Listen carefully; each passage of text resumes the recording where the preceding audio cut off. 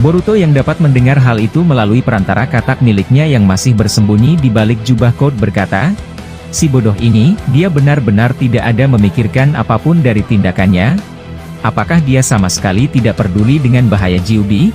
Mendengar hal itu, katak yang ada di bahu Boruto berkata, "Aku rasa dia sudah melampaui batas Boruto. Mungkin saja akibat luka yang kau berikan padanya, membuat Code terpaksa harus bergabung dengan Gyubi." Mendengar hal itu, Boruto berkata, "Sekalipun dia bergabung dengan Gyubi, efek Rasengan Usuhiko tidak akan pernah padam, dan rasa sakit yang ia alami saat ini, itu tidak akan menghilang walaupun dia menyerap cakra Gyubi sebanyak apapun yang dia mau." Mendengar itu, kodok yang ada di bahu Boruto berkata, "Jadi, apakah kita sudah bisa memastikan kalau Code tidak akan lama lagi mati?" Mendengar itu, Boruto menjawab, "Yaitu benar. Tapi hal itu bisa berbeda, jika dia melakukan hal yang lebih gila lagi dengan ekor 10, yaitu menjadi Jinchuriki Gyubi." Mendengar kalimat itu dari Boruto, katak tersebut berkata, "Jinchuriki Gyubi katamu? Apakah mungkin dia bisa melakukan itu tanpa memiliki Doujutsu Rinnegan?" Mendengar itu, Boruto menjawab, "Gyubi yang ada di masa sekarang jauh berbeda dari yang pernah dihadapin oleh ayah dan paman Sasuke dulu. Intensitas Gyubi milik Jigen ini sangat berbeda dari sebelumnya. Menurutku, untuk mengendalikan Gyubi ini sangat mudah. Sebab Gyubi itu masih terikat oleh segel Jigen yang membuat tubuhnya tidak bisa bergerak." Mendengar itu, katak tersebut berkata, "Jadi menurutmu Code bisa menjadi Jinchuriki Gyubi saat ini?" Mendengar hal itu, Boruto menjawab, "Entahlah. Tapi itu adalah salah satu alasanku datang menemuinya di dimensi ini. Jika dia hendak melakukan hal terburuk itu, aku akan segera menghentikannya. Tapi saat ini, aku akan memantaunya terlebih dahulu. Apa niatan atau rencana dia kali ini memakai Gyubi?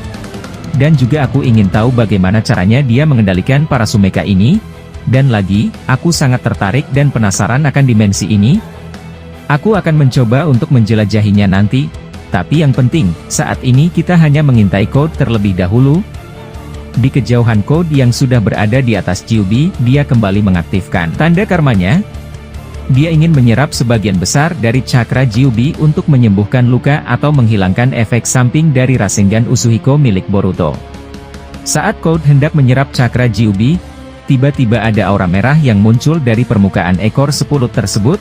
Melihat itu, Code berkata, "Apa ini? Ini bukan hal yang pernah kulihat sebelumnya. Apakah Gyubi sudah mencapai ambang batasnya?" Boruto yang memperhatikan itu berkata kepada kataknya, "Mulai dari sekarang, Code akan sulit bahkan kehilangan kendalinya untuk mengendalikan para Sumeaka yang berasal dari pecahan Gyubi lagi. Dan hal buruk akan terjadi padanya dan juga dengan Gyubi." Mendengar itu, katak tersebut berkata, "Jadi apa yang kita lakukan? Apakah kita akan berdiam diri di sini dan mengamati mereka?" Mendengar itu, Boruto menjawab, "Ya, kau benar. Ini adalah momen yang tidak boleh kita lewatkan, dan kita saat ini lebih baik fokus akan efek besar yang akan terjadi sebentar lagi akibat Gyubi tersebut." Setelah Boruto berkata seperti itu, tiba-tiba terjadi sebuah ledakan besar yang berasal dari bawah Gyubi.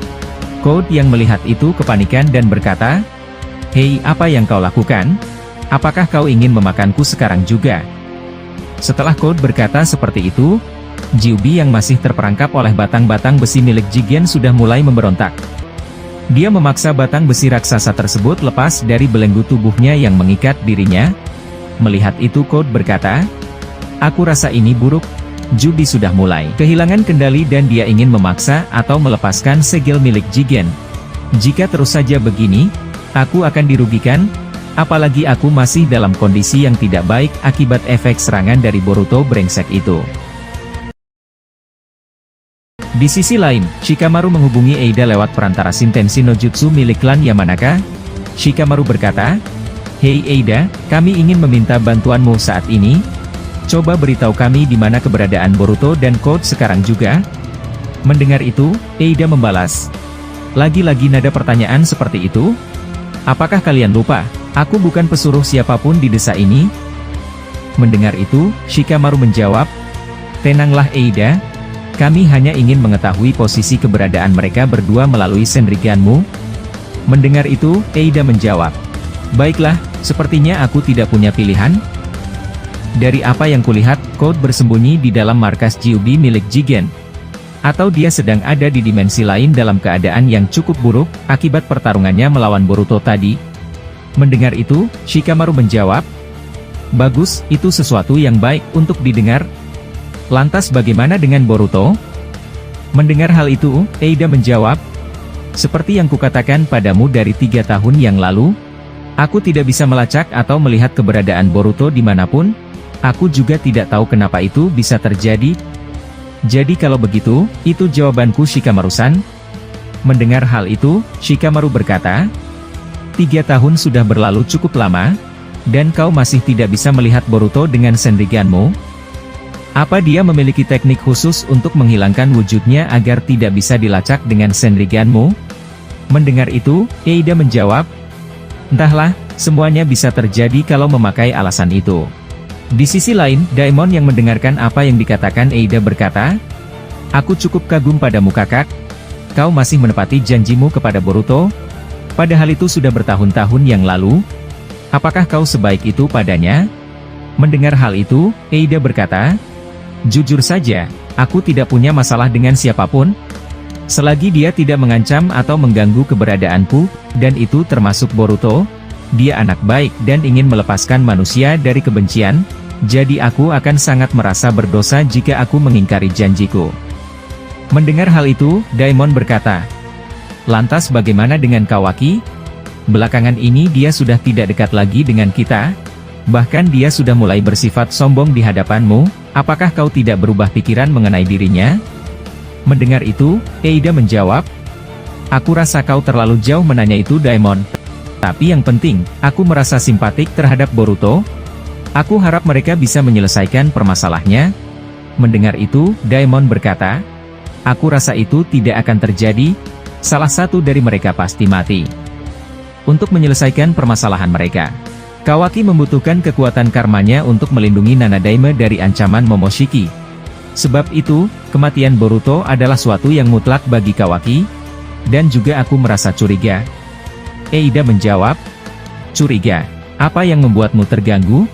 Mendengar itu Daemon menjawab, "Kawaki selalu bilang kalau dia ingin membunuh semua Otsutsuki, seperti Boruto dan juga bahkan Code. Karena baginya, mereka adalah ancaman bagi Nanadaime. Apakah mungkin, Kawaki juga menargetkan kita sama seperti Boruto dan juga Code? Seandainya apa yang kukatakan benar, apakah kau bersiap untuk memperbolehkan aku menghancurkan Kawaki?"